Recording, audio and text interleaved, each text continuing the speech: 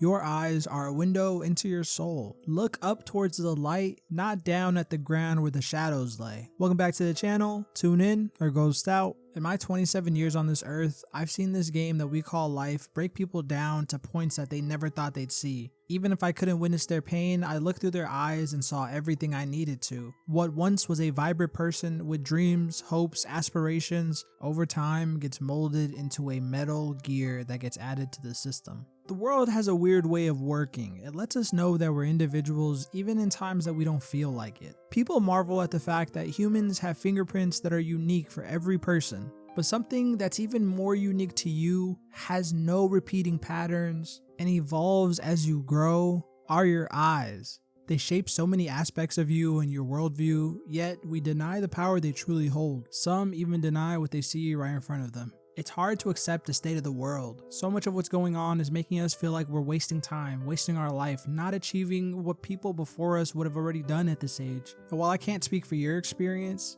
I know for me, it used to leave me riddled with anxiety and self-confidence issues. How am I supposed to look away from the ground when everything above me just reinforces how low I feel about myself? Everything around me is an ad that wants me to spend, buy, monetize every single feeling I have. I used to have what they call the Gen Z stare nowadays, but it wasn't a Gen Z stare back then. It was a constant feeling of waking up in a bed in a life where I felt lost. Control was the last thing I had. An opportunity felt like it was fleeing from every situation I entered. The constant comparison to the good old days, how life used to be, in my head reinforced the negative view I have of today. If what they were saying was true and life wasn't bad right now, then why refer to the past as the good old days? That was always an oxymoron to me. But as I grew into adulthood in my early 20s with this worldview, I noticed the bags under my eyes getting deeper. The deep, rich brown color of my eyes that I would get compliments for slowly turned into the same brown color as a dark cup of coffee.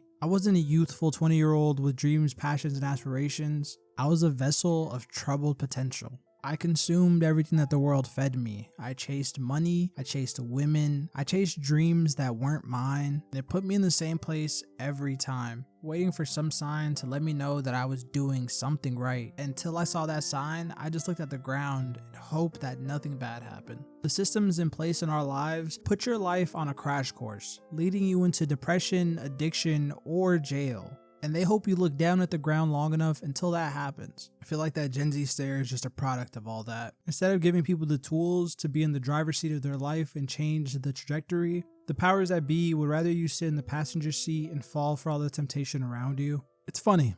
Something I never told anyone when I decided to leave my job was that one of the main driving factors of me leaving was the hope to spark that fight or flight instinct in me. The choice to leave wasn't made overnight. I didn't just wake up right before I put my 2-week notice in and think, I want to leave. That feeling to leave was knocking on the door every day for well over 2 years. And the people around it noticed it before I did. They would always make comments about how tired I was. I was sleeping until 3, 4, 5 p.m. on my days off, but I never felt caught up or well rested. The mandatory post-wake up 2-hour swipe session on my phone, and the constant craving for nighttime to come so I could get lost in my distractions. At that point in my life, there was no light in my eyes. I didn't just look at the ground and get lost in the shadows, I became one of them. I was angrier than I've ever been. It would hit me the hardest when I would look back at my childhood photos, back when I used to play soccer, because how did that kid become this adult? I wasn't unhappy with my life financially. More money wouldn't have hurt,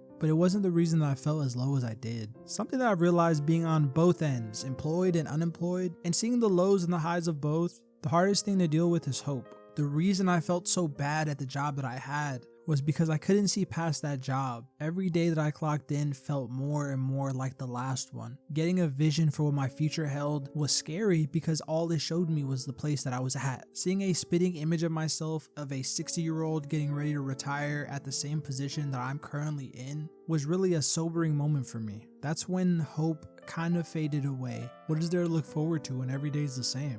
And as far as unemployment goes, I don't know what tomorrow holds. I put in applications and I get no response back. Even though I'm doing other things to survive, it feels like I'm on someone else's schedule to progress my life.